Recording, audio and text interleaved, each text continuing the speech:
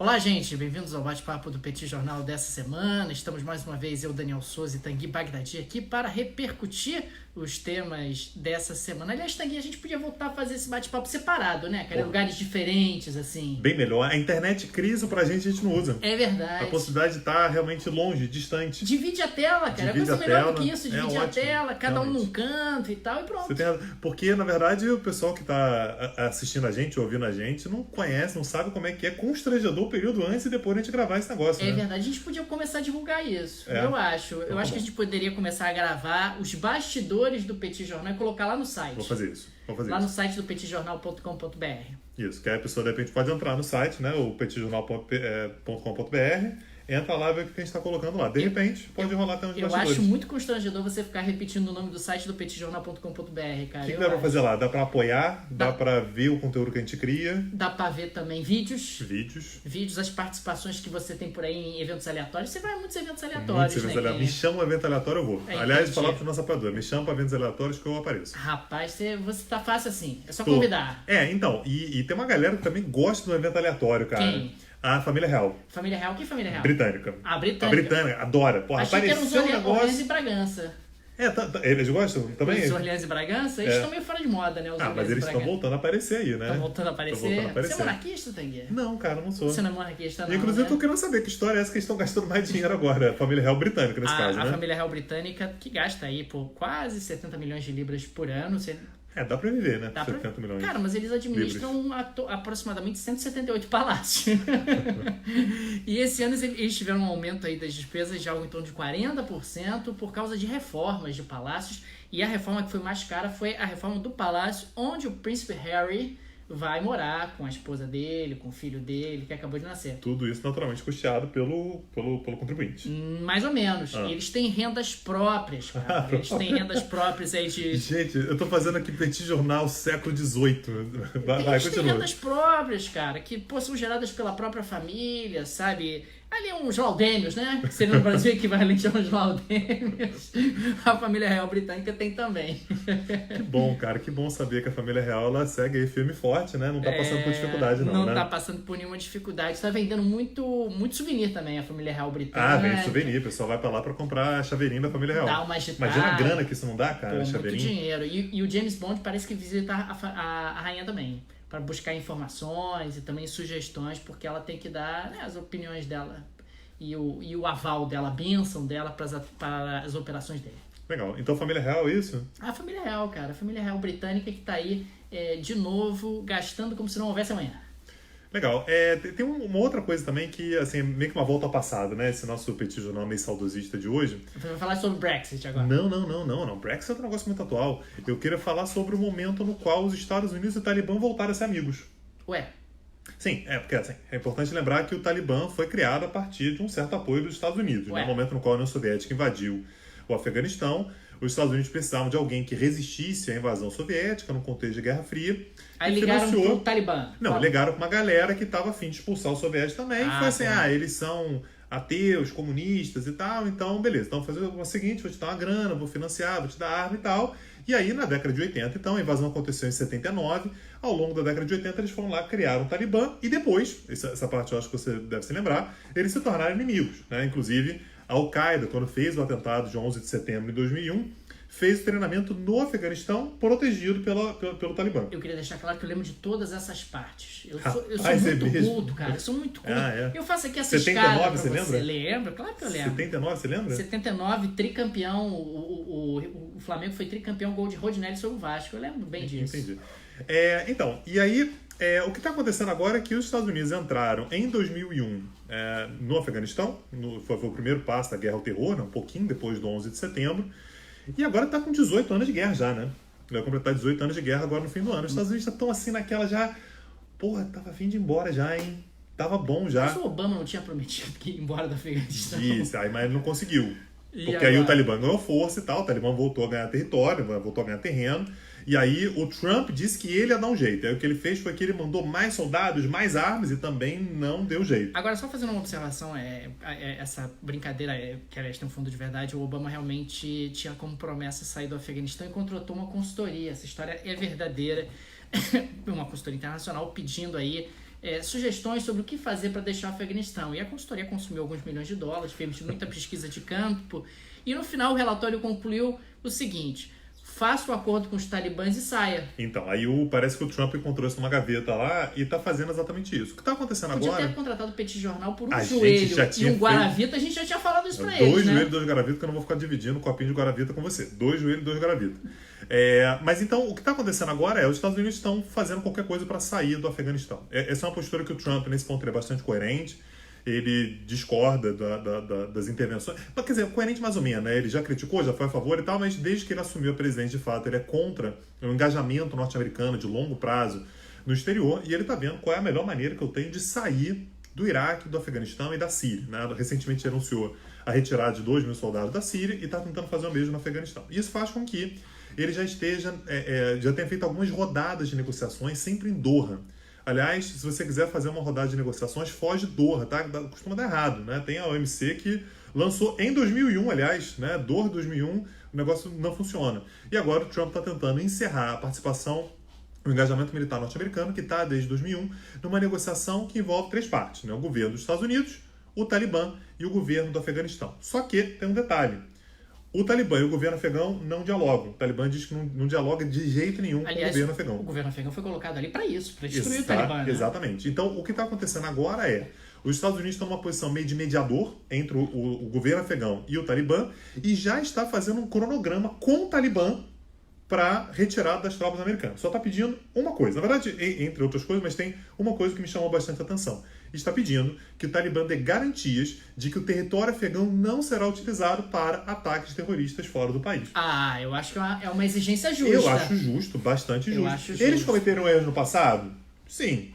Ajudaram no 11 de setembro?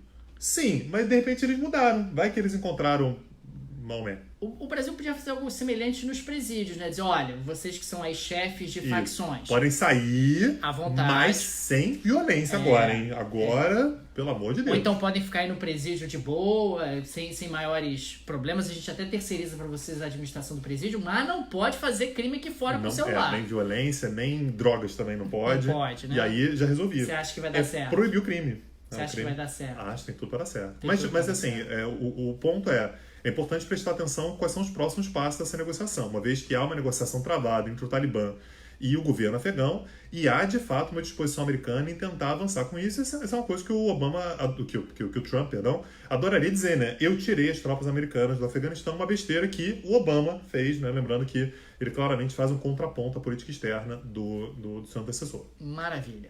E vem cá, e o Fed? O Fed foi muito criticado na semana passada pelo Trump porque não reduziu as taxas de juros como se esperava. É interessante, né? No final do ano passado, a gente falou aqui no Petit Jornal que havia uma expectativa de um eventual superaquecimento da economia americana e, consequentemente, de um risco de alta da taxa de juros na economia americana ao longo desse ano de 2019, algo que o próprio Federal Reserve também dizia.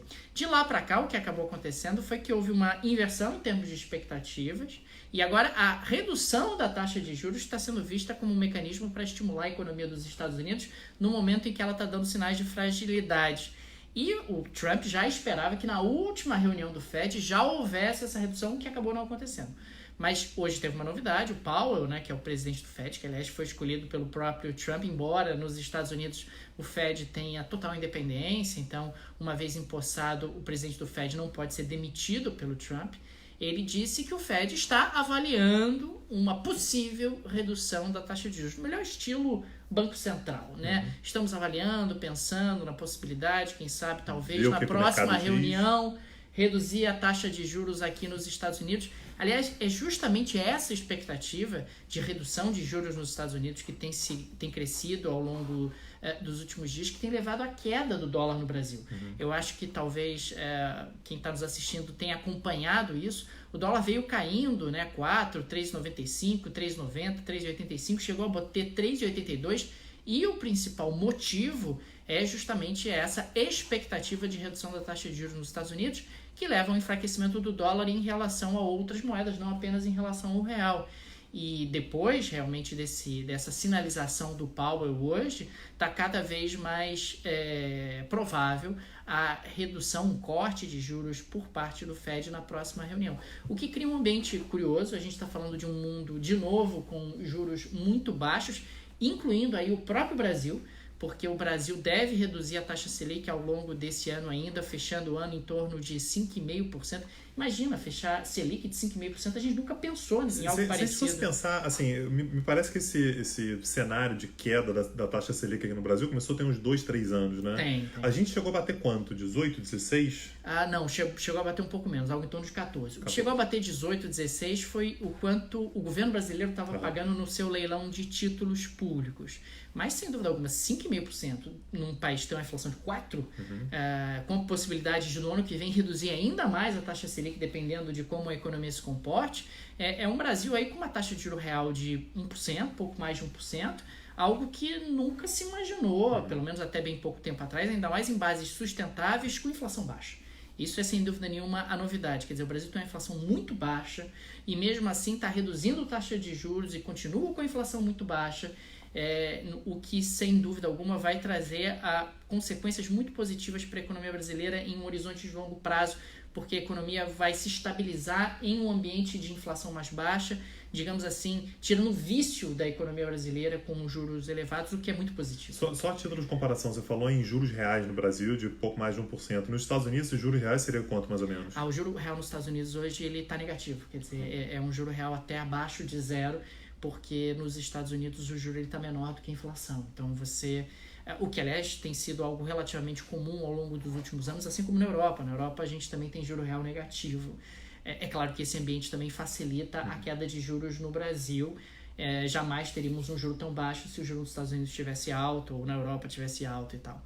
Mas mesmo assim é um cenário novo. E mesmo assim a gente não está conseguindo estimular a economia brasileira com um juro tão baixo. Não está conseguindo estimular investimento, estimular consumo, o que de novo é um fator também muito novo.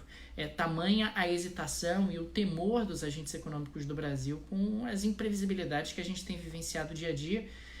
O que eu tenho até brincado com você algumas vezes, 24 horas no Brasil virou longo prazo. A gente não sabe o que vai acontecer amanhã e tomar decisões realmente que envolvam a aplicação de recursos e risco dentro de um ambiente como esse, nem com juro muito baixo está acontecendo. Perfeito. Vem cá, sabe quem está assistindo a gente ali, cara? Quem? Professor João Felipe, de Geografia. João Felipe? E aí eu tenho que te fazer uma pergunta. Qual? Manama Pergunte. é a capital de onde? Não faço ideia. Porra, aí o João Felipe vai Não ficar faço chateado ideia. com Onde é você, Manama? cara. Manama é a capital do Bahrein. Você estudou isso antes, Óbvio, né? óbvio. Obviamente. E aí tá acontecendo lá, nesse momento que a gente tá falando agora. Você já foi a Manama? Nunca fui, cara. Nunca fui, gostaria de ir? Gostaria de ir a Manama. Sim, se o Petit Jornal bancar aí, né? Se o financeiro do Petit Jornal bancar, eu vou. O financeiro do Petit Jornal banca contando que você não volte. Porque aí eu acho que você vai popular. Não, mas aí eu posso fazer o Petit Jornal contigo à distância. Mas você ficar lá no Bahrein. Você vai ter que ficar lá no Bahrein, lá uns anos lá. Pô, não dá pra ser outro lugar não, cara? Bahrein? Não pode ser um negócio meio rotativo, assim? Rotativo? Só se o segundo estágio for Coreia do Norte, Pyongyang. Pode ser? Legal, tá bom. Fechado. Aí você fica lá mais um tempo em Pyongyang e Depois tal. a gente acerta isso. Mas o que está acontecendo em Manama nesse momento é uma conferência chamada Peace to Prosperity. Né? Essa conferência ela tem por objetivo iniciar, dar os primeiros passos no processo de paz que o Trump, né, junto com a sua equipe, querem propor para o Oriente Médio, né, numa negociação entre Palestina e Israel. E tem uma característica muito peculiar, né, que é o fato de que você está tendo uma conferência que fala sobre um processo de paz entre Israel e Palestina e não tem representante do governo nem de Israel e nem da autoridade palestina presente. Então, assim, aqui tudo pode dar certo. Começamos muito bem. Mas a principal característica que a gente tem dessa conferência é o fato de que vai atacar, sobretudo, questões econômicas. É como se a solução fosse uma solução econômica. Se os palestinos tiverem prosperidade, né, por isso que o nome é esse, né, Peace or Prosperity, se os palestinos tiverem prosperidade, a gente consegue chegar na paz. Então, é basicamente uma vaquinha que o governo Trump vai começar a fazer com o objetivo de garantir estímulo à economia, tanto da faixa de Gaza quanto da Cisjordânia, fazer um corredor de ligação. Quem não tem um mapinha na cabeça, depois joga no Google aí, né, que vai encontrar que a faixa de Gaza e a Cisjordânia não são contíguos, tem Israel no meio, então um corredor de ligação e tal, de modo a garantir que você tenha uma certa prosperidade econômica para os palestinos. Agora, o plano de paz, de uma forma geral, a gente comentou isso aqui tem algumas semanas, não está claro para todo mundo, não foi todo divulgado ainda.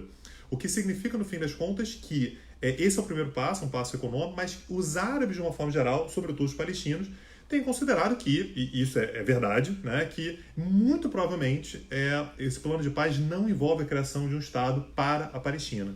O que faz com que, no final das contas, a gente já tenha um esvaziamento, desde já, desse acordo de paz. Agora, mas a ver o que vai acontecer daqui para frente. Agora, me parece uma boa ideia em termos de esvaziamento, digamos assim, de movimentos de contestação palestinos, investimentos na área da economia. Isso acaba tendo efeito. Claro que vai continuar tendo a luta pela criação de um Estado palestino e tudo, mas me parece inegável que a economia é um grande combustível em alguns momentos de, digamos assim, de aumento até da violência, de aumento das tensões e tal. Eu lembro quando estive na Cisjordânia, isso já tem, sei lá, uns 9 anos, conversando com algumas pessoas, era impressionante como as referências de ódio ao Israel o tempo inteiro passavam pela questão da economia. Quer dizer, porque aqui na Cisjordânia as nossas estradas não são como as de Israel, a gente não tem água como em Israel, a gente não tem emprego como Israel, e aí as pessoas têm que emigrar da Cisjordânia para outros lugares do mundo e que nós gostaríamos de ter um desenvolvimento econômico. Então, me parece que em algum grau esse discurso pode ser esvaziado e a estratégia, acho que do Trump vai um pouco por aí, né? Eu não tenho nenhuma dúvida. A questão, e isso pode travar antes da gente chegar nesse ponto, né, de que tem um estímulo da economia e aí você começa a ter resultados para a paz, que de fato o impacto pode acontecer, que é o que esse plano de paz dos Estados Unidos vai pedir em troca desse investimento. Então, assim, eu faço investimento, você vai ter o estímulo, mas você abre mão disso, daquilo, a gente vai criar, vai finalmente criar soberania israelense sobre, por exemplo, os assentamentos na Cisjordânia. Claro. E é possível que os palestinos falem assim, mas o custo desse investimento econômico é alto demais. Claro. É um custo que eu não aceito, porque ainda assim eu não vou ter condições mínimas, né, de sobrevivência, enfim, as condições domésticas, seja na faixa de Gaza, seja na Cisjordânia, continuam muito atrozes. Esse é o ponto que a gente não sabe ainda, porque o plano não foi divulgado na sua integralidade ainda. Eles vão divulgando isso por partes, me parece que é exatamente por conta disso que você falou. Já consegue a grana, já fala assim, já tenho, esse é o plano, 50 bilhões de dólares para investir. Vamos negociar a próxima etapa? E aí o custo de você dizer não à próxima etapa se torna muito maior. Me parece que essa é a estratégia. Agora, o que está acontecendo hoje é o primeiro passo. Me parece um plano até num certo sentido muito maquiavélico, né? Muito pragmático, bem estruturado, né? Bem estruturado, de olha, vamos esvaziar, eu tenho um objetivo claro de esvaziar essas oposições e pontos de tensão. O último ponto aqui da pauta é a relação entre Estados Unidos e Irã, e nós queremos saber, eu e os nossos amigos do Petit Jornal, haverá guerra contra o Irã? É isso que eu quero saber. A gente tem que investir em petróleo, estocar comida em casa, como é que tá isso aí? Não, você pode fazer isso tudo. Posso? Tá, pode fazer à vontade. Haverá guerra? Não haverá guerra. Não haverá guerra? Não haverá Você guerra. garante isso? Garanto que não vai ter guerra. Então Garanto tá bom. que não vai ter guerra. Então, na verdade, esse foi o grande assunto internacional ao longo da última semana, no fim das contas, que foi o fato de que teve um drone americano, não tripulado, e isso faz bastante diferença, né? Um drone americano que foi abatido por forças iranianas. Existem drones tripulados? Não, existem aviões, mas que o tamanho, na verdade, é muito parecido. Na verdade, um objeto voador, né, não tripulado. Então, drone tripulado é pleonasmo? Drone não tripulado é pleonasmo. Drone não tripulado é pleonasmo? Tirando isso que o Daniel falou, que não acrescentou absolutamente nada ao debate, o drone foi abatido. No fim das contas, a discussão que aconteceu era se o drone tinha sido abatido em espaço aéreo iraniano ou em águas internacionais. E, a princípio, a notícia que foi dada pelo New York Times e que foi confirmada pelo próprio Trump é que o Trump autorizou o uso da força, de bombardeio a determinadas instalações iranianas, e desistiu 10 minutos antes do bombardeio de fato acontecer. Me parece, o que ele disse por conta das vidas iranianas e tal, mas o ponto é uma escalada de tensões ali, uma escalada que é muito grave. É importante lembrar que o Irã tem uma influência no Oriente Médio todo, em várias regiões, então tem influência no Iraque, tem influência no Líbano, tem influência no Iêmen, tem influência, enfim, em diversos países da região, e está muito perto de Israel. Então, o que pode acontecer no final das contas qualquer faísca ali é uma guerra de grandes proporções e, isso é fundamental que a gente lembre, existe uma pressão bastante grande dentro da Casa Branca para que essa guerra aconteça. Quando você pensa, por exemplo, no Bolton, quando você pensa no próprio Mike Pompeo, são pessoas que veem com muito bons olhos a ideia de uma guerra com o Irã. Então, essa guerra, nesse momento, ela está estancada. Agora, a reação norte-americana, que poxa, beleza, não bombardeei, mas eu também não posso ficar simplesmente olhando, é que os Estados Unidos colocaram sanções ainda maiores contra o Irã. Sanções essas que foram chamadas de coisa de retardado mental pelo presidente do Irã, o Hassan Rouhani. O Hassan Rouhani tá ajudando também, né? Tá. Dentro desse momento de tensão aí, né? Sim. Então, enfim, também é importante notar que uma guerra com o Irã, isso eu comentei também semana passada, uma guerra contra o Irã não é uma guerra contra o Iraque. Assim, é um país muito mais populoso, muito mais poderoso em termos de armamento, muito mais influente regionalmente, e esse deve ter sido o motivo pelo qual os Estados Unidos acharam melhor recuar, voltar atrás e pensar melhor qual é a estratégia com relação à região. Aqueles que defendem a guerra contra o Irã dentro da Casa Branca me parecem ter uma visão de que a guerra é inevitável, então é melhor que seja antes, enquanto o Irã não é nuclear, é isso? Exatamente, porque assim, o caminho que está sendo tentado é, de fato, uma vez que o acordo nuclear subiu no telhado, né, não vai ter mais acordo nuclear, o Irã, de fato, vai avançar e vai tentar fazer uma bomba nuclear. O Irã garante de pé junto que não, só que eu não consigo acreditar. Eu acredito que vai tentar sim, porque é a garantia que ele vai ter. Maravilha. E só última coisa, aqui não tem comentário ainda a fazer, na verdade é algo que a gente vai certamente comentar na semana que vem. Começa na sexta-feira agora, né, dessa semana, entre sexta e sábado, G20, né, mais uma cúpula do G20 que vai acontecer em Osaka. E aí a gente vai ter um grande reality show, né, envolvendo ali Trump, o Xi Jinping, Vladimir Putin, Jair Bolsonaro. Vai ser uma loucura. Se tivesse pay-per-view, eu comprava. Maravilha. Então falaremos sobre o G20 em breve. Semana que vem, com certeza. Abraço, gente. Obrigado. Tchau, tchau.